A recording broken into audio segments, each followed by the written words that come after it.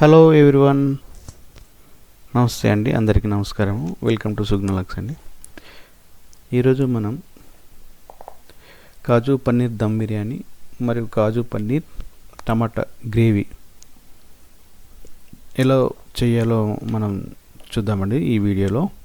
So దానికి కావాల్సిన items అన్నీ ఈ డిస్ప్లేలో చూపెట్టాను. సో పన్నీర్ 200 grams అని కాజు, సో ఈ 5 ఆనియన్స్, ఆవాలు, బిర్యానీ ఆకు, బండపు, బఠానీ, అల్లం, జీలకర్ర, సాజీరా, స్టార్ పువ్వు, అనాస పువ్వు, జాపత్రి, యాలకులు, పసుపు, తగినంత సాల్ట్ అయితే మీరు కూర చేసుకున్నప్పుడు యూజ్ చేయండి.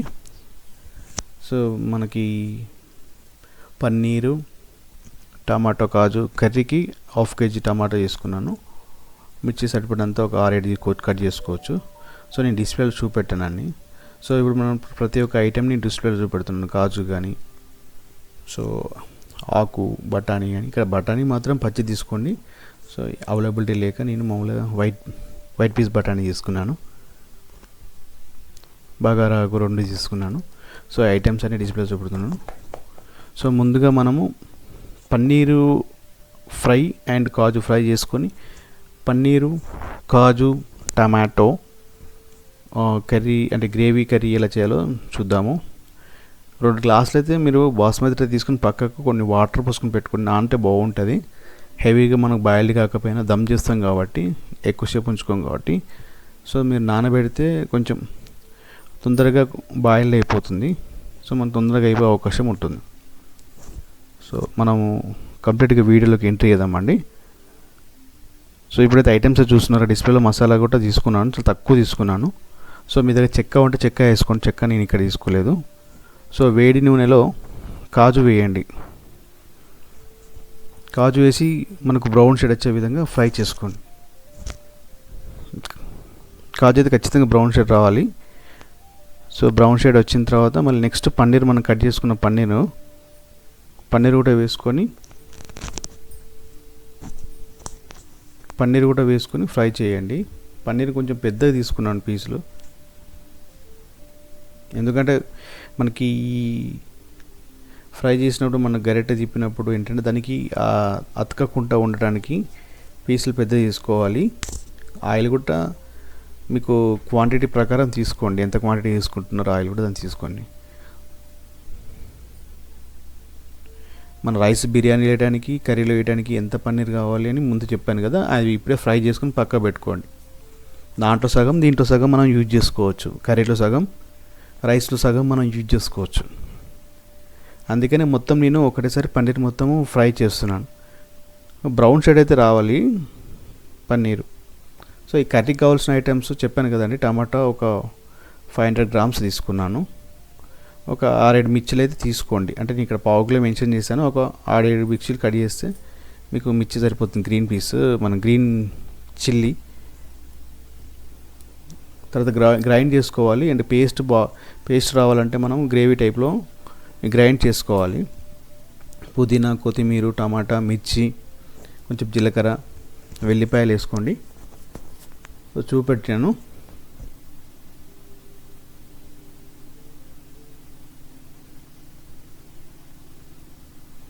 సాల్ట్ కూడా వేసుకోవాలి 2 స్పూన్స్.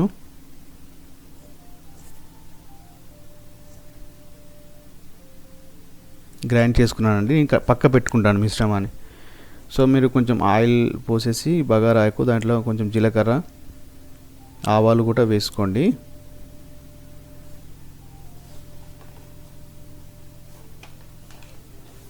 ఆవాలు తగినంత వేసుకోండి. కొంచెం లైట్గా అవి కొంచెం బాయిల్డ్ అయిన తర్వాత బండ పువ్వు,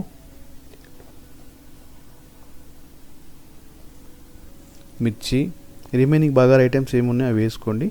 సో దీంట్లో నేను కొంచెం తక్కువనే తీసుకున్నాను. చెక్క కూడా ఉంటే చెక్క వేస్తే వేయండి. సో ఉప్పు, మిర్చి, ఇక్కడ మిర్చి ఉన్నప్పుడు ఉప్పు వేస్తున్నాను. ఎందుకంటే కొంతమంది కారము రాకుండా, కొంతమంది చేదు రాకుండా ఉండాలని చెప్పేసి మిర్చి వేడి అవుతున్నప్పుడే కొంచెం ఉప్పు వేసుకున్నాను నేను.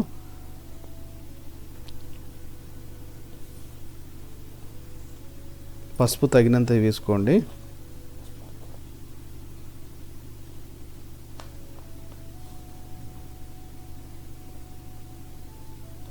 అల్లం కూడా ఉంటుంది, అల్లం కూడా తీసుకోండి, 1 స్పూన్ వరకు అల్లం తీసుకోండి.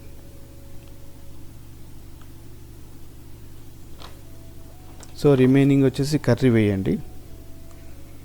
కర్రీ వేసి దీన్ని బాయిల్ చేయాలండి. బాయిల్ చేస్తే కర్రీ పైన కొంచెం లైట్గా మనం ఏదైతే యూజ్ చేసామో ఆ ఆయిల్ అనేది కొంచెం వచ్చే విధంగా చూసుకోండి. అంటే కొంచెం కర్రీ మొత్తం కంప్లీట్గా బాయిల్ అయితే మనకు ఆయిల్, ఈ నూనె అనేది ఆ గ్రేవీ పైన తేలుకుంటుంది. తేలుకున్న తర్వాత దాంట్లో మనము పన్నీరును కాజు వేసుకోవాలి. నేను ఇమీడియట్గా దించుకున్నాను దీంట్లో. సో మీరు కూడా ఈ గ్రేవీ అనేది పచ్చి లేకుండా బాయిల్ అయిన తర్వాత మీరు పన్నీర్ కాజు వేసుకోండి. ఎందుకంటే కాజు కొంచెం ఎక్కువసేపు, ఈ పన్నీరు మనము ఎక్కువసేపు బాయిల్ చేసి ఏమైపోతుందంటే కొంచెము మిల్క్ టేస్ట్ వచ్చే అవకాశం ఉంటుంది. కాబట్టి నేను లాస్ట్కి దించే ముందు వేసుకున్నాను. కాజు పన్నీర్ ఎలాగా ఆయిల్లో ఫ్రై చేశాను కదా, అందుకే నేను దించే ముందు వేసుకున్నాను. కొంచెం కొత్తిమీర వేసుకుంటే బాగా స్టైలిష్గా ఉంటుందండి. కొత్తిమీర వేసుకొని దించండి. తర్వాత మనం దమ్ బిర్యానీ ఎలా చేయాలో, కాజు పన్నీర్ బిర్యానీ ఎలా చేయాలో తెలుసుకుందాము. సో చూడండి, ఇప్పుడు దీంట్లో మీరు ఇప్పుడు చూశారు కదా. సో నేను లైట్గా కొద్దిసేపు ఉంచుతున్నాను. అంటే మన కర్రీ అయితే బాయిల్ అయిన తర్వాత లాస్ట్కి మాత్రమే కాజు పన్నీర్ వేసానండి.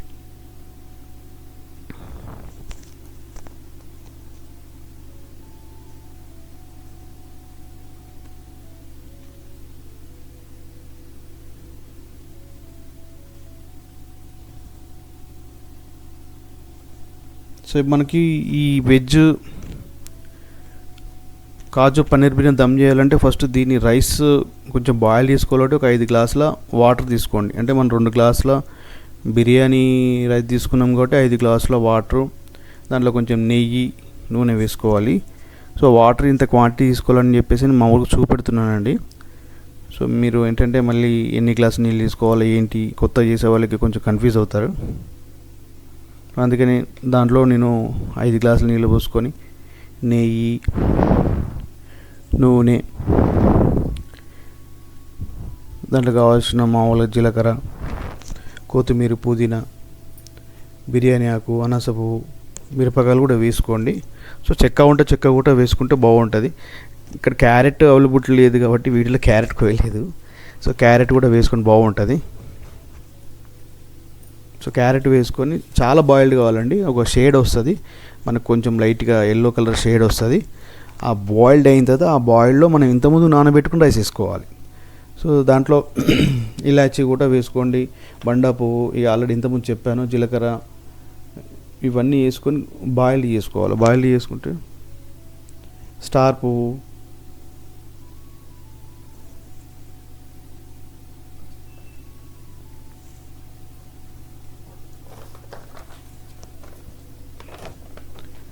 బగారాకు కూడా వేసుకున్నాం కదా, వీడియోలో అన్నీ చూపెడుతున్నాను. అవన్నీ వేసుకున్న 75% మనకి ఏదైతే ఈ రైస్ అనేది బాయిల్డ్ అవుతుందో అప్పుడు మనం దాన్ని కొంచెం దించేసేయాలి. సో ఇప్పుడు వేడివేడిగా ఉన్న ఈ ఏదైతే ఈ మన ఈ వాటర్లో మనం ఈ నానబెట్టిన రైస్ వేస్తున్నాం కదా, ఇది 75% కుక్ కావాలి. అప్పుడు మనం దాన్ని దించుకుంటే బాగుంటుంది. ముందు దించుకున్నారనుకోండి, మళ్ళీ ఆ దమ్ చేయాలంటే మనం జస్ట్ అది మనము వేరే పాత్రలు వేసుకొని వేడి చేస్తాం అంతే లైట్గా. సో అంత ఎక్కువ హెవీగా ఉడకదు. సో మనం ఇక్కడనే చూసుకోవాలి. చూడండి, అది చేతితో ఒకసారి ఇలా మామూలుగా టచ్ చేసేసి టెస్ట్ చేసుకోవాలి. మీకు అర్థమైపోతుంది అది అక్కడ ఎంతసేపు ఉడికింది అనేది.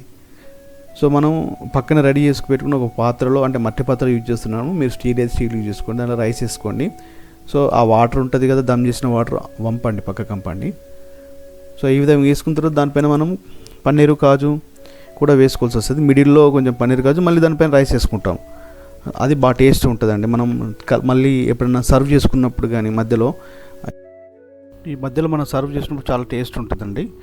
ఏది పన్నీరు, కాజు మనం ఏదైతే సర్వ్ చేసుకుంటామో చాలా అద్భుతంగా, చాలా టేస్టీగా ఉంటుంది. మనం ఇక్కడ వచ్చేసి ఫ్రై ఆనియన్ తీసుకున్నాము. ఫ్రై ఆనియన్స్ మనకు బయట అవైలబుల్ ఉంటుంది. సో ఫ్రై ఆనియన్స్ తీసుకున్నాము ఇక్కడ. ఈ ఫ్రై ఆనియన్స్ వేసుకొని ఈ కాజు, ఈ మనం ఏదైతే మనం ఫ్రై చేసామో ఆ కాజు తీసుకున్నాం. ఆ కాజు తీసుకొని సో దానిపైన లైట్గా కొత్తిమీర, పుదీనా వేసేసుకొని మళ్ళీ రైస్ వేసుకొని ఒక 5 నుంచి 8 మినిట్స్ సర్వ్ చేసుకోవాలి. సో మీరు ఏమైనా గ్రేవీ యూజ్ చేసుకుందాం అనుకుంటే గ్రేవీ కూడా యూజ్ చేసుకోవచ్చు. అంటే మీకు ఏమన్నా అక్కడ బిర్యానీలో మనకి ఏమైనా వాటర్ అవసరం ఉంది, ఖచ్చితంగా దమ్ చేస్తే ఉడకదు అనే సిచ్యువేషన్లో గ్రేవీ కూడా యూజ్ చేసుకోవచ్చు. లేదు మనకు సర్వ్ చేసుకున్నప్పుడు కొంచెం గ్రేవీ టేస్ట్ రావాలి, సో పూర్తిగా ఇలా మామూలుగా ఫ్రై కాకుండా కొంచెం అప్పుడు కొంచెం మధ్యలో గ్రేవీగా రావాలి అంటే కూడా యూజ్ చేసుకోవచ్చు. లైట్గా మీరు ఈ మన కర్రీలో నుంచి కొంచెం లైట్ గ్రేవీ మనకు రైస్ మధ్యలో యూజ్ చేసుకోవచ్చు. దీన్ని మనము మొత్తము వేసుకున్న తర్వాత దీనిపైన మనం క్యాప్ పెట్టుకోవాలి. సో నేను ముందుగా ఏం చేశానంటే కొంచెం నెయ్యి, దాంట్లో కొంచెం మన ఏదైతే బిర్యానీ వాటర్ ఉంటుందో మనం దమ్ చేసిన బిర్యానీ దాంట్లో వేసుకొని కొంచెం పసుపు కూడా టేస్ట్ కోసం కొంచెం పసుపు వేసుకున్నాను. కలర్ యూజ్ చేయట్లేదు, కంప్లీట్గా హెల్తీ పరంగా బాగుంటుందని పసుపు యూజ్ చేస్తున్నాను. దాన్ని కలిపేసేసి ఆ బిర్యానీ పైన మనం వేస్తామండి. సో ఇది ఇట్లా వేసిన తర్వాత 5 to 8 minutes వచ్చేసి దించేసుకోవచ్చు అండి. సో మీకు ఖచ్చితంగా 5 to 8 minutesలో కుక్ చేస్తాం. మధ్యలో ఒకసారి చెక్ చేసుకోవాలి, ఎందుకంటే దమ్ కాబట్టి దీని లోపల వాటర్ ఏముండదు. సో ఉన్నదాన్ని మనం జస్ట్ దమ్ చేయడం కాబట్టి అంటే రైస్కు ఉన్న తేమ అనే దాంట్లో కలిసిపోతుంది ఈ స్టీమింగ్ చేయడం వల్ల. ఆవిరి మాత్రం బయటికి అస్సలు వెళ్ళనియద్దు, వర్కౌట్ కాదు. ఆవిరి వెళ్తే మాత్రము అసలు వర్కౌట్ కాదు. ఆవిరి అనేది బయటికి వెళ్ళకూడదు. క్యాప్ అనేది చాలా టైట్గా పెట్టండి. దానిపైన కొంచెం బరువు కూడా యూజ్ చేయండి. బరువు పెడితే బాగుంటుంది. అంటే చాలామంది గోధుమ పిండి అలా పెడతారు, అవైలబిలిటీ లేకుంటే మీరు ఈ వెయిట్ పెట్టండి. వెయిట్ పెడితే బాగా సెట్ అయిపోతుంది. ఆ విధంగా పెట్టేసుకోండి, కొంచెం వెయిట్ పెట్టేసుకోండి. 5 to 8 minutes మీరు ఖచ్చితంగా వెయిట్ చేయాలి. మధ్యలో ఒకసారి చెక్ చేయండి, ఎందుకంటే మంచిది. చెక్ చేస్తే మీకు అర్థమైపోతుంది కింద మనకు ఏమైనా మాడినట్టు అనిపిస్తుందా, సో రైస్ ఉడికిందా లేదా మీరు చూసుకోండి. నాకైతే ఇక రైస్ అయితే కంప్లీట్గా ఉడికిందండి 5 to 8 minutesలో. సో థ్యాంక్ యూ అండి, ఇంతవరకు వాచ్ చేసినందుకు థ్యాంక్ యూ ఫర్ వాచింగ్ అండి. సబ్స్క్రైబ్ చేయండి సార్.